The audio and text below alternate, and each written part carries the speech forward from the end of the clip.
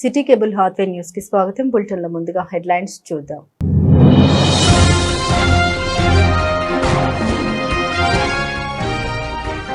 రామగుండంలో ముందస్తు arrest, Singareni dependent లక్క శ్రావణ్ గౌడ్ పోలీసుల అదుపులోకి.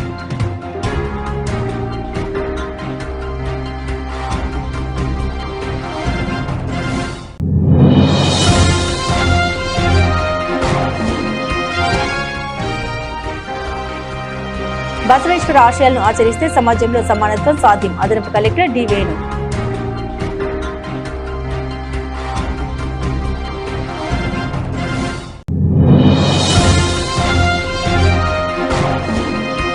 ఖరీఫ్ సీజన్ కు ఎరువుల సరఫరాలో ఎలాంటి ఆలస్యం ఉండదు, తెలంగాణ ప్రభుత్వ వ్యవసాయ మరియు సహకార శాఖ కార్యదర్శి సురేంద్ర మోహన్.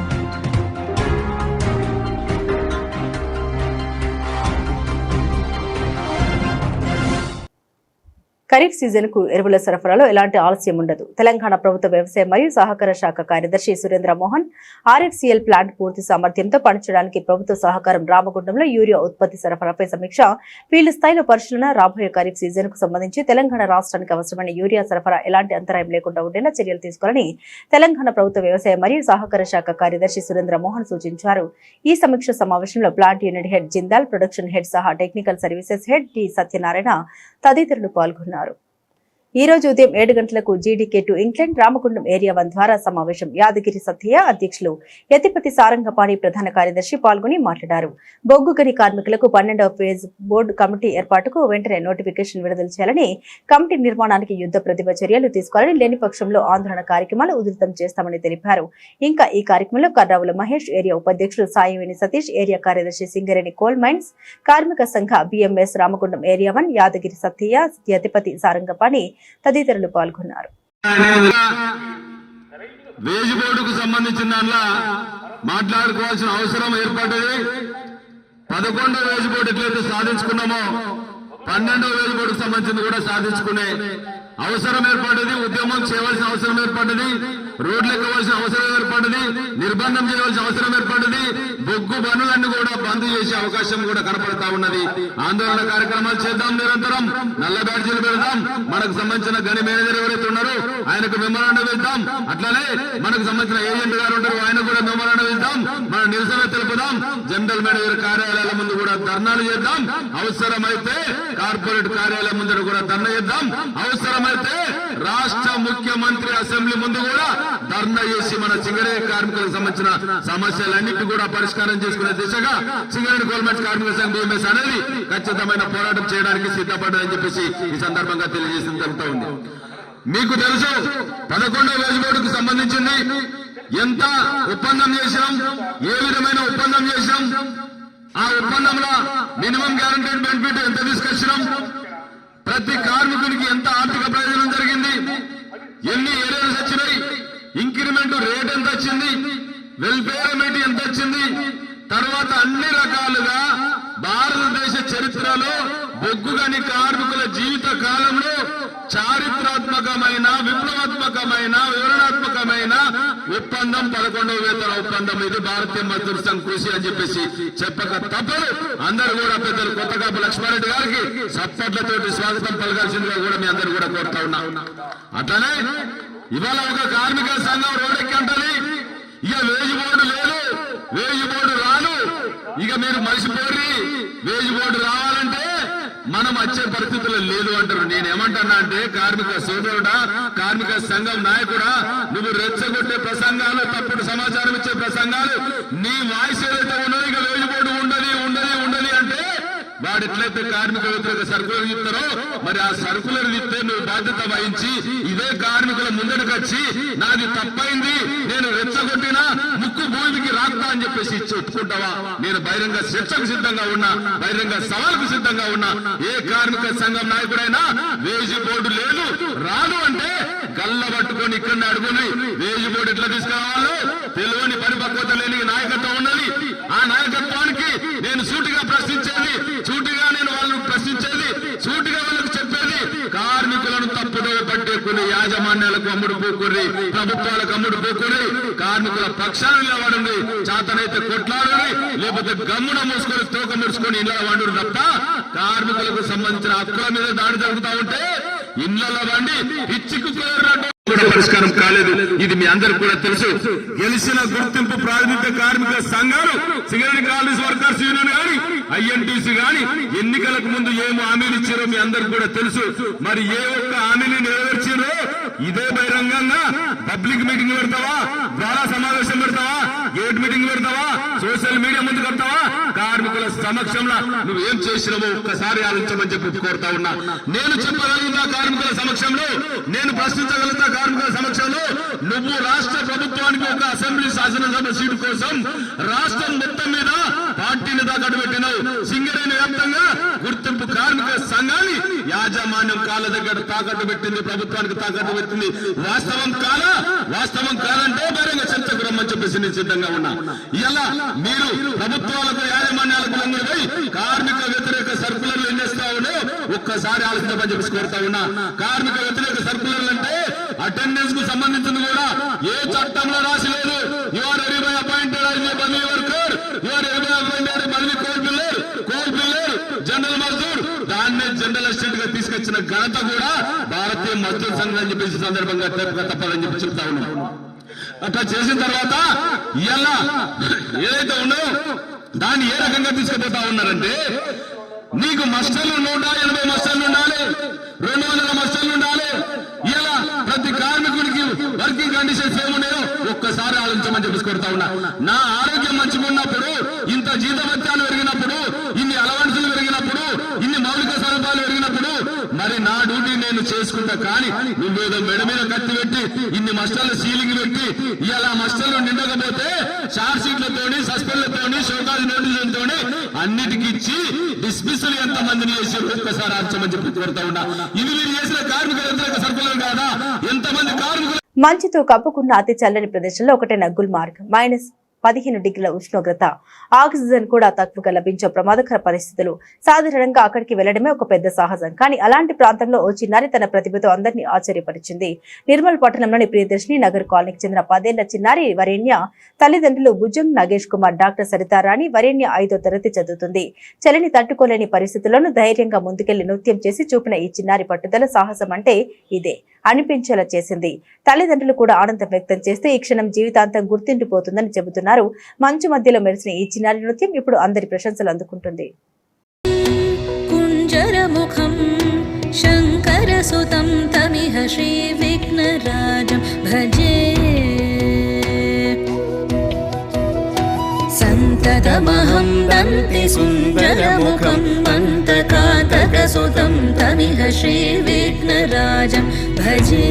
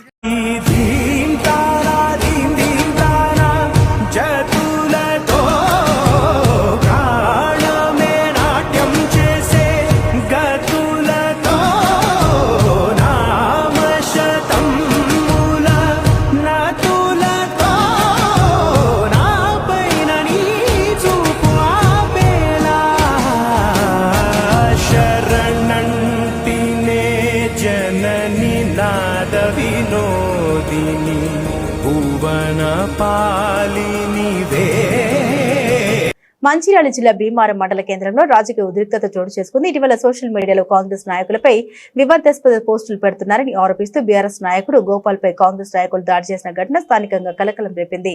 ఈ ఘటనతో కొంతసేపు అక్కడ ఉద్రిక్త పరిస్థితులు నెలకొన్నాయి. సమాచారం అందుకున్న పోలీసులు వెంటనే సంఘటన స్థలానికి చేరుకుని పరిస్థితిని అదుపులోకి తీసుకున్నారు. గొడవను చల్లార్చుతూ ఇరు వర్గాల నాయకుల్ని అక్కడి నుండి పంపించారు. రాజకీయ భేదాభిప్రాయాలు ప్రజాస్వామ్య పద్ధతుల్లోనే వ్యక్తం చేయాలని వారు సూచించారు. ఈ ఘటనపై పోలీసులు కేసు నమోదు చేసి దర్యాప్తు కొనసాగిస్తున్నారు. పరిస్థితి పూర్తిగా అదుపులోనే ఉందని అధికారులు తెలిపారు.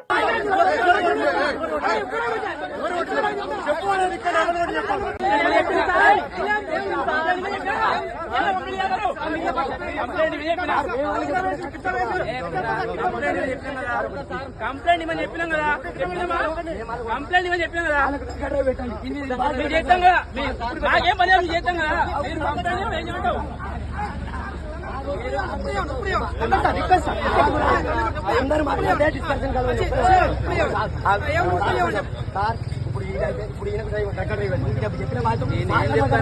మీరు ముందుగా కంప్లైంట్ ఇవ్వాలి కదా, మీకు కంప్లైంట్ చేయాలి కదా, కంప్లైంట్ ఇవ్వాలి అవుతా మరి ఇవ్వండి కదండి.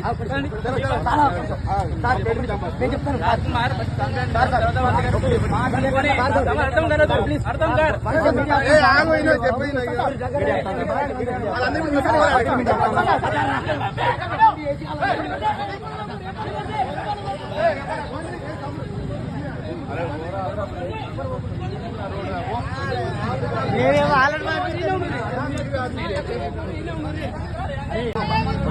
వాటర్ పడింది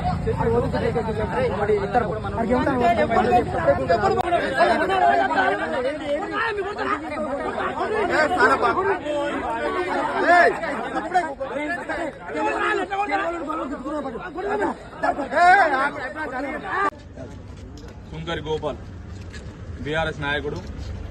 సోషల్ మీడియాలో ప్రభుత్వం ఏదైతే ప్రభుత్వం చేసే పనులు తప్పు పనులు చేస్తుండో దాన్ని సోషల్ మీడియాలో అడిగినందుకు కొంతమంది కాంగ్రెస్ గుండాలు తీసుకుపోయి కిరాతకంగా కొట్టడం జరిగింది. ఇది మంచి పద్ధతి కాదు. మీరు కొట్టినట్టుగా మేము తిరగబడి కొట్టుకుంటే మనం కొట్టుకుంటా?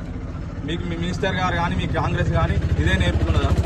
ఇదేనా గతంలో బీఆర్ఎస్ 10 సంవత్సరాలు పాలించింది? ఇదే రౌడీ రాజకీయం నడిచిందా? ఇట్లా తీసుకుపోయి కొట్టుడు కరెక్టా? కాబట్టి ఇది మంచి పద్ధతి కాదు. దీనికి తగిన గుణపాఠం అతి త్వరలో కూడా ఉంటుంది. దీన్ని తీవ్రంగా ఖండిస్తున్నాను.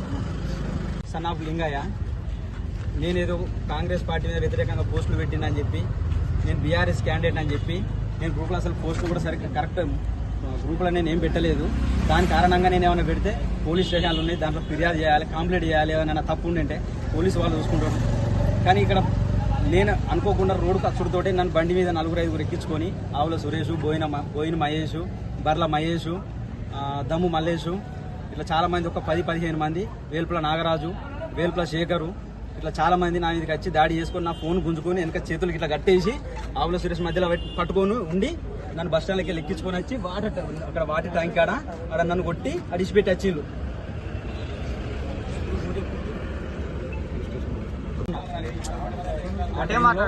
నాలుగైదు పైపులు వేసుకొని సింగరేణి స్థలంలో అక్రమ నిర్మాణాల కూల్చివేత. సింగరేణి సంస్థకు చెందిన స్థలంలో జరుగుతున్న అక్రమ కట్టడాలపై యాజమాన్యం కఠిన చర్యలు చేపట్టింది. సింగరేణి ఎవిక్షన్ డెమాలిషన్ కమిటీ ఆధ్వర్యంలో తేదీ 18/4/2026 శనివారం రోజున మిలీనియం క్వార్టర్స్ కు వెళ్లే దారిలో ఉన్న ఫరూక్ కార్ వాషింగ్ సెంటర్ వద్ద సింగరేణి స్థలంలో నిర్మించిన కొత్త అక్రమ నిర్మాణాన్ని ఎస్టేట్స్ డిపార్ట్మెంట్ వారు సెక్యూరిటీ డిపార్ట్మెంట్ సహాయంతో అక్రమ నిర్మాణాన్ని కూల్చివేయడం జరిగింది.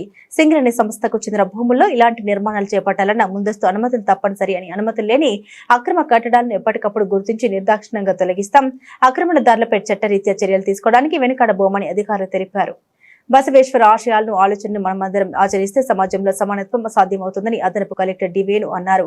సోమవారం సమీకృత జిల్లా కలెక్టర్ సమావేశ మందిరంలో జిల్లా బీసీ అభివృద్ధి శాఖ ఆధ్వర్యంలో నిర్వహించిన బసవేశ్వర జయంతి వేడుకల్లో అదనపు కలెక్టర్ డి వేణు పాల్గొని జ్యోతి ప్రజ్వలన చేసి బసవేశ్వరుని చిత్రపటానికి పూలమాల వేసి నివాళులర్పించారు. అదనపు కలెక్టర్ డి వేణు మాట్లాడారు. బసవేశ్వరుడు సమాజంలో ఉన్న కుల వ్యవస్థ అసమానత తొలగించేందుకు కృషి చేసిన గొప్ప సంస్కర్త అని తెలిపారు. కాయకవే కైలాసం అనే సిద్ధాంతంతో ప్రతి ఒక్కరూ కష్టపడి పనిచేయాలని, శ్రమకు గౌరవం ఇవ్వాలని బోధించారని పేర్కొన్నారు. ఈ కార్యక్రమంలో జిల్లా బీసీ అభివృద్ధి అధికారి వినోద్ కుమార్, బీసీ అభివృద్ధి శాఖ అధికారులు, సిబ్బంది, ఇతర జిల్లా అధికారులు, ఉద్యోగులు తదితరులు పాల్గొన్నారు.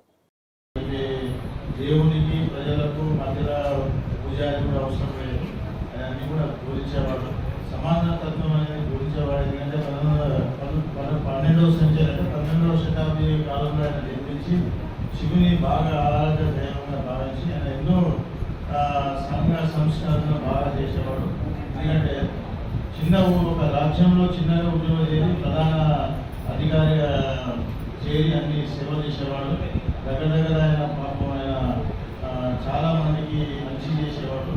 సమాజానికి కూడా కట్టుబాటు కూడా ఆయన లింగాయత్ని స్థాపించి వాసన హరీశ్వరుడు ఆయన విశ్వగురు అని కూడా విశ్వసిస్తారు, ప్రస్మలాన్ని తెలుసుకుంటారు.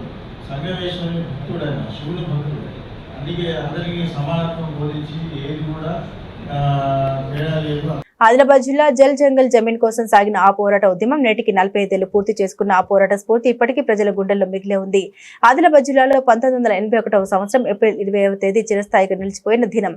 నాడు ఇంద్రవెల్లి కేంద్రంగా జరిగిన సభలో పాల్గొన్న ఆదివాసులపై పోలీసులు విచక్షణ రహితంగా జరిపిన కాల్పుల్లో 19 మంది గిరిజనులు మరణించగా ప్రతి సంవత్సరం ఏప్రిల్ 20 వచ్చిందంటే గిరిజన గ్రామాల్లో ఆనాటి జ్ఞాపకాలను గిరిజనులు నెమరు వేసుకుంటూ పోరాటంలో అసవులు బాసిన తమ వారికి నివాళులర్పించి స్మరించుకుంటున్నామని అన్నారు.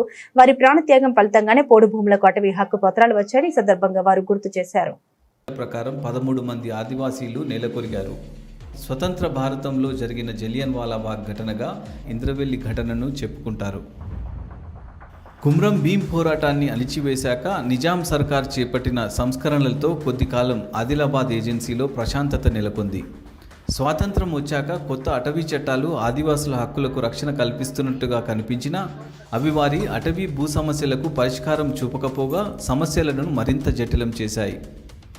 ఉట్నూరు ఏజెన్సీ ప్రాంతానికి రోడ్డు సౌకర్యాలు మెరుగైన తర్వాత నలువైపుల నుంచి బయటి వ్యక్తుల వలసలు పెరగడంతో వివిధ రూపాల్లో దోపిడీ కొనసాగింది. ఈ క్రమంలో ఆదివాసీల భూములు పెద్ద సంఖ్యలో అన్యాక్రాంతమయ్యాయి. అది ఇంద్రవెల్లి పోరాటానికి దారితీసింది. అప్పటికి గిరిజనుల స్థితి గురించి చెప్పాలనుకుంటే ఇక దోపిడీ 3 పువ్వులు 6 కాయలుగా సాగేది. ఎవరు 2 చేతులు ఆర్జించాలి అనుకుంటే వాళ్ళు తప్పకుండా ఇంద్రవెల్లి, ఉట్నూరు, ఆసిఫాబాదు ఈ ప్రాంతాలకు వెళ్ళి వ్యాపారం చేసుకోగలిగితే సంవత్సరం తిరగకముందే వాళ్ళు కుదుటపడేది. ఒక 10 ఏళ్ళు అయిపోతే వాళ్ళు ఊహించనంత రాబడితో వెలసిల్లేది. అలాంటి పరిస్థితి ఇంద్రవెల్లి కాల్పులు జరిగిన నాటికి. కుమ్రం భీం పోరాటం ముగిసిన 40 ఏళ్ల తర్వాత ఆదివాసీల హక్కులు, ఏజెన్సీ ప్రాంతంలో స్థానిక వనరుల దోపిడీకి వ్యతిరేకంగా గిరిజన రైతు కూలీ సంఘం 1981 ఏప్రిల్ 20న ఇంద్రవెల్లిలో ఏర్పాటు చేసిన సభ పోలీసు కాల్పులతో రక్తసిక్తమైంది.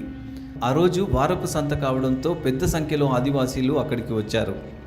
కాల్పుల్లో గాయపడి ఎలాగోలా గూడాలకు చేరిన వారు భయంతో తమ ఇళ్లను వీడి బయటకు రాలేదు.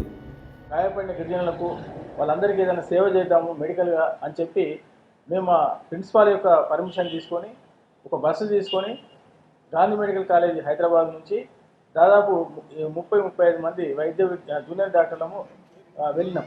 ఆ సిచ్యువేషన్ భయానకంగా ఉండేది. ఎందుకంటే వాళ్ళు ఈ యొక్క సంఘటన జరిగిన ప్లేస్లోనేమో ఒక 13 శవాల్ని వాళ్ళు చూశారు అధికారిక లెక్కల ప్రకారం. కానీ పోతూ గాయాలు తూటాలు తాగిన వాళ్ళు మధ్యలో చనిపోయారు. కొంతమంది వాళ్ళు గూడాల్లోకి వాళ్ళ ఇళ్లలోకి పోయిన వాళ్ళు కొంతమంది చనిపోయారు.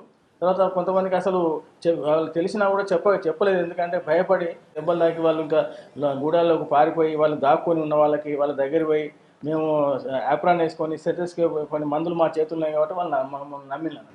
ఇంద్రవెల్లి కాల్పుల తర్వాత ఆదివాసీ సమాజ విశ్వాసాన్ని పొందే క్రమంలో సమగ్ర గిరిజనాభివృద్ధి సంస్థ ఐటీడీఏ ఉట్నూరు ఆధ్వర్యంలో కొన్ని అభివృద్ధి కార్యక్రమాలు చేపట్టారు. విద్య, ఉపాధిలో మెరుగైన అవకాశాలు కల్పించారు.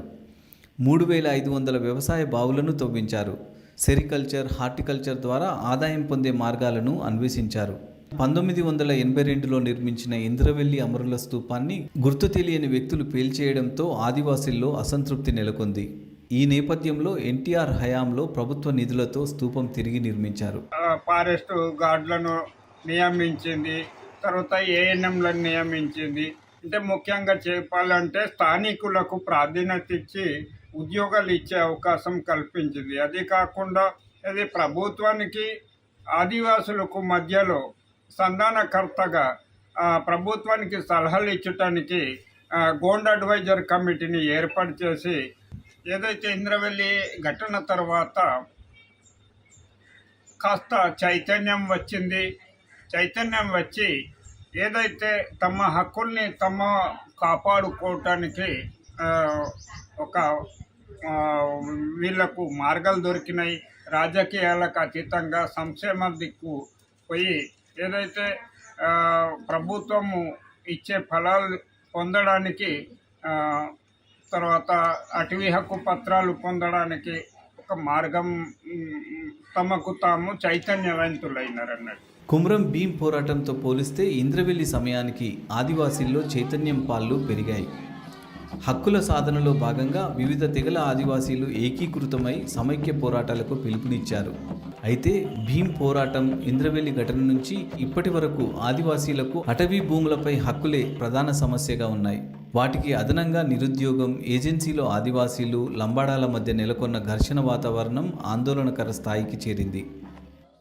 అయితే ఏజెన్సీ ప్రాంతాల్లో సమస్యలు పరిష్కరించాల్సిన అధికార వ్యవస్థను నిర్వీర్యం చేశారని, సమస్య ఉత్పన్నమైనప్పుడు హడావిడి చేయడం, ఉద్రిక్తత చల్లబడ్డాక అంతా మర్చిపోవడం ఇదే జరుగుతుందని కుమ్రం భీం, ఇంద్రవెల్లి పోరాటాలపై పరిశోధన చేసిన ఉమ్మడి ఆంధ్రప్రదేశ్ రాష్ట్ర గిరిజన పరిశోధన శిక్షణ సంస్థ మాజీ డైరెక్టర్ బికే శాస్త్రి బీబీసీతో అన్నారు. ఆదివాసీ గిరిజన జాతుల అభివృద్ధే నిజమైన అభివృద్ధి అని, కానీ ఆ విషయంలో అధికారులు, ప్రభుత్వాలకు చిత్తశుద్ధి లోపించిందని ఆయన అభిప్రాయపడ్డారు. 2005-2006 అటవీ హక్కుల చట్టం కింద ఆదివాసీ గిరిజనులకు కొత్త ప్రయోజనం కలిగిందని ఉట్నూర్ ఐటీడీఏ ఆదివాసీ సలహా సంఘం చైర్మన్ లక్కేరావు బీబీసీతో అన్నారు. భూమి, భుక్తి, విముక్తి నినాదంతోనే ఇంద్రవెల్లి జరిగిందని, ఆదివాసీల భూ హక్కుల సమస్యపై తెలంగాణ అసెంబ్లీలో కూడా చర్చ జరిగిందని తెలిపారు. ఉమ్మడి ఆదిలాబాద్ జిల్లాలో 80,000 ఎకరాల అటవీ భూమికి ROFR పట్టాల జారీకి సర్వే జరిగిందని, త్వరలో వాటిని అర్హులందరికీ పంపిణీ చేసేందుకు ప్రయత్నిస్తున్నామని లక్కేరావు అన్నారు. ప్రతి గిరిజనుడికి భూమి దక్కేలా చూడాల్సి ఉందని, వారికి అది తప్ప వేరే ఉపాధి లేదని ఆయన అభిప్రాయపడ్డారు. రామగుండంలో ముందస్తు అరెస్ట్, సింగరేణి డిపార్ట్మెంట్ లక్క శ్రావణ్ గౌడ్ పోలీసుల అదుపులోకి. భూపాలపల్లి పర్యటన సందర్భంగా ముఖ్యమంత్రి రేవంత్ రెడ్డి ముందు సింగరేణి మారుపేర్ల సమస్యపై నిరసన వ్యక్తం చేయనున్న నేపథ్యంలో లక్క శ్రావణ్ గౌడ్ ను పోలీసులు ముందస్తుగా అరెస్టు చేశారు. సింగరేణి ఆధారిత కుటుంబాల సమస్యపై పెద్ద ఎత్తున నిరసన జరిగే అవకాశం ఉందని భావించిన పోలీసులు జాగ్రత్త చర్యగా ఆయన అదుపులోకి తీసుకున్నట్లు సమాచారం. ముందస్తు అరెస్ట్ అయిన వారు వర్తపల్లి హరీష్, దన్నాడ రాజు, రమ్మిళ్ల సందీప్, దొమ్మటి రాజు, ఆవుల రవి, ఓం ప్రకాష్, పొన్నం వెంకటేష్, వెంకట్ లియో, తిరుమల శ్రీనివాస్, డిష్ బాబు. ఈరోజు ఉదయం 11 గంటలకు సిఐటియు ఆఫీసులో గోడ పోస్టర్ ఆవిష్కరణ జరిగింది. తుమ్మల రాజారెడ్డి మాట్లాడారు. డిసెంబర్ 2025 అధికారిక లెక్కల ప్రకారం తెలంగాణ జెన్కోలో 18,828 కోట్లు, పవర్ కోఆర్డినేషన్ కమిటీ 27,378 కోట్లు సింగరేణికి బకాయి పడ్డాయి. సింగరేణి నుండి కొన్న బొగ్గుకు విద్యుత్ డబ్బులు పూర్తిగా చెల్లించక 46,000 కోట్లకు పైగా బకాయి పడ్డాయి. ఈ రెండు సంస్థలు తెలంగాణ ప్రభుత్వానివే. ఈ బకాయిలు టీఆర్ఎస్ ప్రభుత్వ హయాంలో మొదలై కాంగ్రెస్ ప్రభుత్వంలో కూడా కొనసాగుతున్నాయి. సింగరేణి సంస్థ నిర్వహణ తెలంగాణ రాష్ట్ర ప్రభుత్వం చేతిలో ఉండడం మూలంగా సింగరేణి అధికారులు ప్రభుత్వ విద్యుత్ సంస్థల్ని గట్టిగా అడగలేకపోతున్నారు. ఇంకా ఈ కార్యక్రమంలో ఆర్జీవన్ గౌరవ అధ్యక్షులు ఆరేపల్లి రాజమౌళి, అధ్యక్ష కార్యదర్శులు వంగర శివరామరెడ్డి, మెండే శ్రీనివాస్, ఆర్జీ2 అధ్యక్ష కార్యదర్శులు నవీన్ కుంట ప్రవీణ్, మామిడాల శ్రీహరి, జల్లా గజేందర్, జంగపల్లి మల్లేష్, ఎస్ వెంకన్న, గండు సురేష్, మునుకుంట రమణ, మహేందర్ రాజు, శివ, ముల్కల శ్రీకాంత్, రణవేణి హరీష్ కార్మికులు అధిక సంఖ్యలో పాల్గొన్నారు.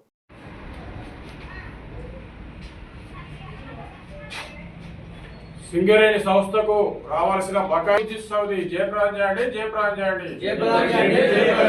కార్మికుల ఐక్యత, కార్మికుల ఐక్యత. ఈ నెల 28న జరుగు చెలో విద్యుత్ సౌది జయప్రదం చేయండి, జయప్రదం చేయండి. సింగరేణి సంస్థ 6,000 కోట్లను విద్యుత్ సంస్థలు వెంటనే చెల్లించాలి.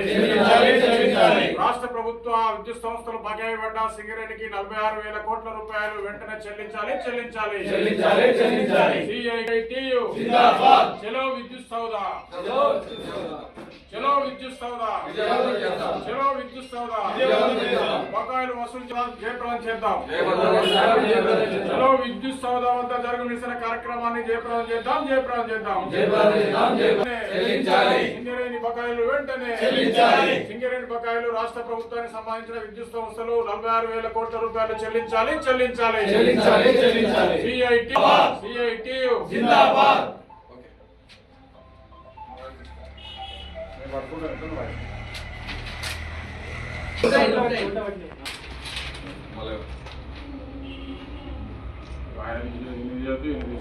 బందరపు యాదగిరి గౌడ్ కు విద్యారత్న నేషనల్ అవార్డు ప్రదానం ఆదివారం నిన్న సాయంత్రం హైదరాబాద్ సుందరయ్య విజ్ఞాన కేంద్రంలో జరిగిన బహుజన సాహిత్య అకాడమీ 9వ తెలంగాణ స్టేట్ కాన్ఫరెన్స్ లో విద్యారత్న నేషనల్ అవార్డును విశ్వభారతి విద్యా సంస్థల చైర్మన్ బందరపు యాదగిరి గౌడ్ కు ప్రదానం చేశారు. విద్యారంగంలో గత 34 సంవత్సరాలుగా చేస్తున్న సేవలు గుర్తించి బహుజన సాహిత్య అకాడమీ హైదరాబాద్ వారు ఈ జాతీయ అవార్డు ప్రదానం చేయడం జరిగింది. ఈ జాతీయ విద్యారత్న అవార్డు రావడం పట్ల విశ్వభారతి విద్యా సంస్థల చైర్మన్ బందరపు యాదగిరి గౌడ్ మాట్లాడారు. అవార్డు రావడంతో ఇంకా బాధ్యత పెరిగిందని, ఇంకా ఎక్కువగా విద్యా సేవలు, సమాజ సేవలు చేయాల్సిన అవసరం ఉందని ఆనందం వ్యక్తం చేశారు. ఈ అవార్డు రావడం పట్ల విశ్వభారతి విద్యా సంస్థల హెడ్ మాస్టర్ తిరుపతి గౌడ్, ప్రవీణ్ కుమార్, ఉపాధ్యాయులు, పేరెంట్స్ మరియు ట్రస్మా నాయకులు, బీఎస్సీ పెద్దపల్లి జిల్లా బాధ్యులు బాది వెంకటేశం సంతోషం వ్యక్తం చేశారు.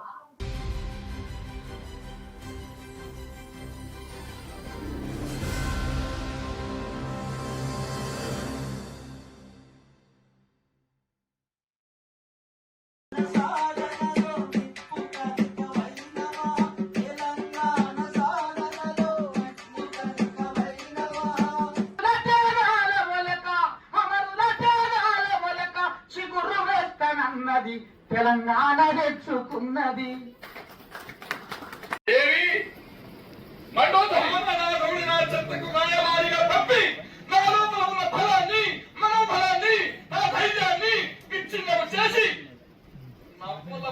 చేసేటందుగా నేను చేస్తున్న ఎత్తుగడ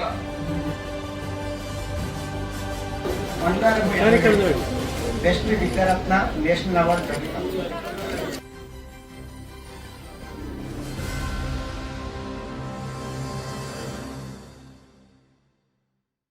భూపాలపల్లి జిల్లా కాటారంలో జరిగే సీఎం రేవంత్ రెడ్డి బహిరంగ సభకు కమాన్పూర్ మండలం నుండి కాంగ్రెస్ శ్రేణులు ఆర్టీసీ బస్సులో వివిధ వాహనాల్లో భారీగా తరలి వెళ్లారు.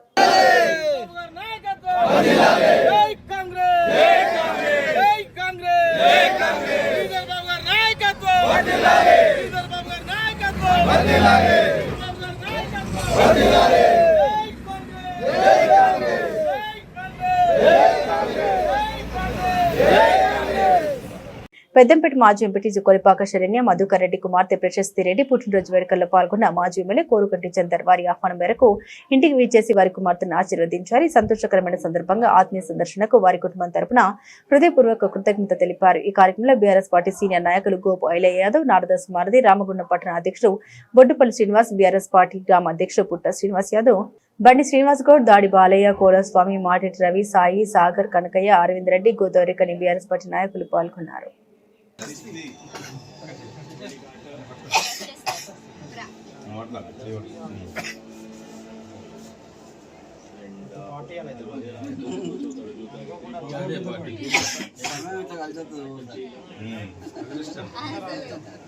అప్పుడు ఎలక్షన్ వేరు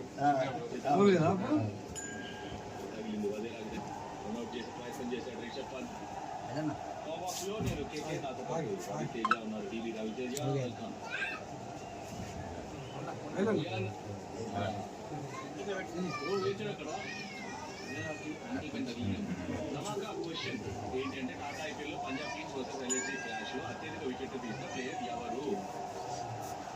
ధమాకా క్వశ్చన్ జీలో అయినా సరే ఎవరైనా అవ్వచ్చు, అత్యధికంగా వికెట్లు తీసిన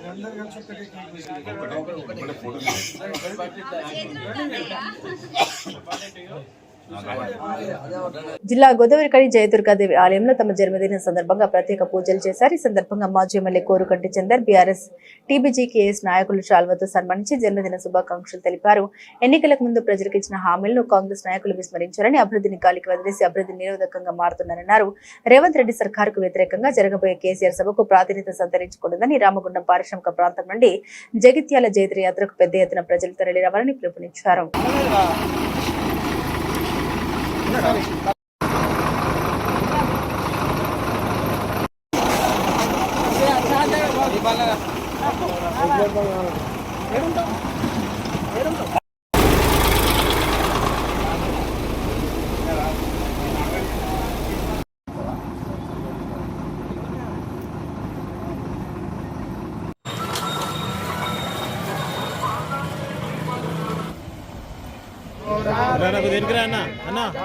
బ్రదర్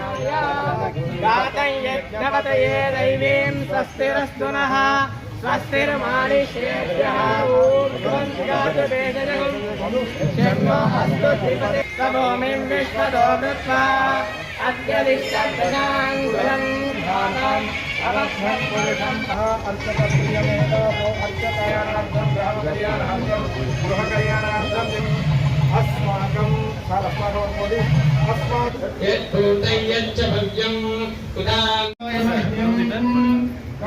कुबेराय वैश्वरणाय महाराजाय नमः।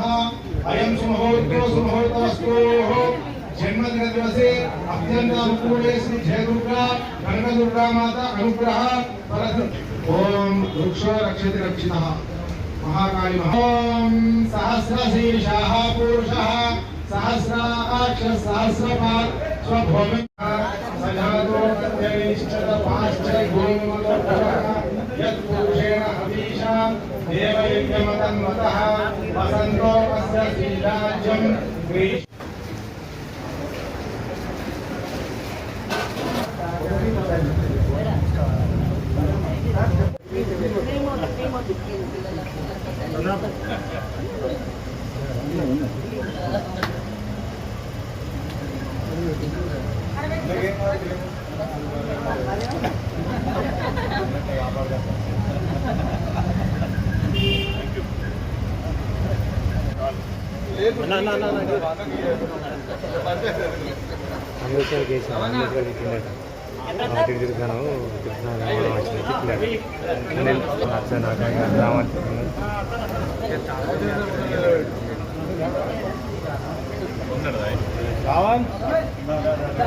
కేసీఆర్ గారి బ్రహ్మాండమైన సభకు లక్షలాదిగా తరలివచ్చి ఈరోజు విజయవంతం చేయడానికి ప్రజలు ఆసక్తితో ఉన్నారు. ఎందుకంటే గత 2.5 సంవత్సరాలుగా కాంగ్రెస్ ప్రభుత్వం అధికారంలోకి వచ్చిన తర్వాత ప్రజల సమస్యల పట్ల వాళ్ళు ఇచ్చినటువంటి వాగ్దానాల పట్ల అదేవిధంగా ఈ పరిపాలన విధానాన్ని మార్చేసి అభివృద్ధి నిరోధకంగా రాష్ట్రాన్ని మరి 10 సంవత్సరాలు వెనక్కి తీసుకుపోయే విధంగా ఈ పరిపాలన కొనసాగుతుంది.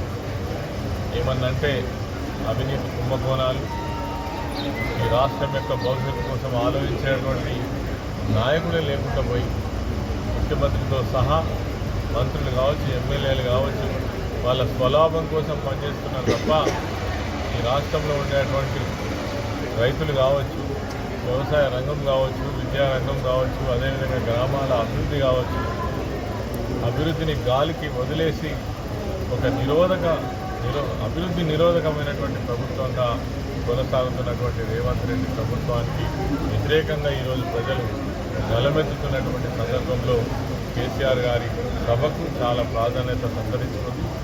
ఈరోజే సాయంత్రం 5 గంటలకు వారి యొక్క సభ నిర్వహించబోతా ఉన్నారు. కాబట్టి ఈ ప్రాంతం నుంచి కూడా, పారిశ్రామిక ప్రాంతం నుంచి కూడా వేలాదిగా తరలి వచ్చి కేసీఆర్ గారి యొక్క సభను విజయవంతం చేయాలని కోరుతున్నాను. జగిత్యాల జైత్రయాత్ర ప్రజా ఆశీర్వాద సభ కేసీఆర్ గారు స్వయంగా జీవన్ రెడ్డి గారిని బీఆర్ఎస్ పార్టీలోకి ఆహ్వానిస్తున్నటువంటి సభ. 40 సంవత్సరాల సుదీర్ఘ కాంగ్రెస్ రాజకీయ అనుభవం కలిగినటువంటి వ్యక్తి, కాంగ్రెస్ ప్రభుత్వం రావాలని కోరుకున్నటువంటి నాయకుడు జీవన్ రెడ్డి. 2.5 ఏళ్లలోనే ఈ యొక్క కాంగ్రెస్ ప్రభుత్వం విఫలం అయిపోయింది. రేవంత్ రెడ్డి పాలన ప్రజలకు మోసం చేస్తున్నది. రేవంత్ పాలన ఇలా ప్రజలకు అన్యాయం చేస్తున్నది. ఈ ప్రభుత్వం పోవాలి, కేసీఆర్ గారు మళ్ళీ ముఖ్యమంత్రి కావాలని ఇలా జీవన్ రెడ్డి గారు బీఆర్ఎస్ పార్టీలో చేరుతున్నటువంటి ఈ యొక్క సభ జగిత్యాల జైత్రయాత్రగా ఈరోజు తెలంగాణ ప్రాంతంలో ఉన్నటువంటి ప్రజలందరూ కూడా చైతన్యంగా ఈరోజు ఈ యొక్క కాంగ్రెస్ ప్రభుత్వానికి వ్యతిరేకంగా నినదిస్తున్నటువంటి ఈ యొక్క సందర్భంగా జైత్రయాత్రకు రామగుండం నియోజకవర్గం నుంచి వెళ్ళి ఈరోజు వేలాది మందిగా తరలి వెళ్తున్నాము ఈ యొక్క సభను విజయవంతం చేయడం కోసమని ఈ సందర్భంగా తెలియజేస్తాం. బులెటిన్ ముగించే ముందు హెడ్లైన్స్ మరోసారి.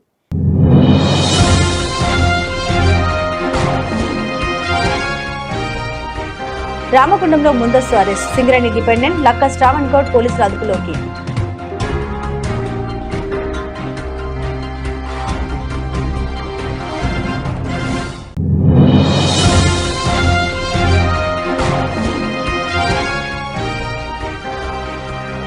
బసవేశ్వర ఆశయాలను ఆచరిస్తే సమాజంలో సమానత్వం సాధ్యం, అదనపు కలెక్టర్ డి వేణు.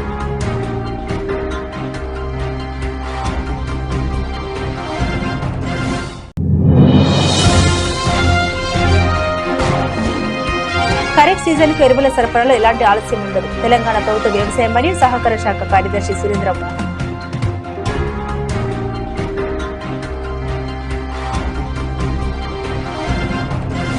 ఇవి బులెటిన్లోని విశేషాలు. తిరిగి మరో బులెటిన్తో మళ్ళీ కలుసుకుందాం. అంతవరకు సెలవు, నమస్కారం.